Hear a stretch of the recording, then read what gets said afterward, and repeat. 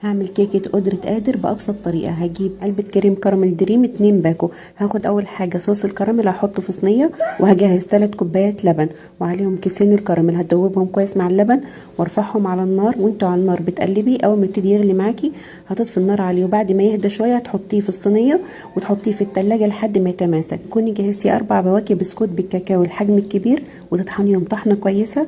بعد ما تطحنيهم هتجهزي معلقتين كبار من أي نوع شوكولاتة انتوا بتستخدموه، وهتنزلي عليها بنص كوبايه زبده سايحه وتكون دافيه شويه، وتدوبي فيها الشوكولاته، وتنزلي بخليط الشوكولاته اللي عملناه على البسكوت وتقلبيه. وانتوا بتقلبي هتنزلي بربع او نص كوبايه لبن حسب ما يحتاج معاكي ويديكي قوام طري ومتماسك.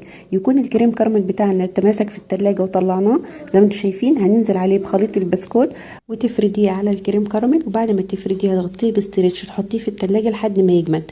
بعد ما يجمد هتطلعيه وتقلبيه على صينيه وتقطعيه بالهنا والشفا.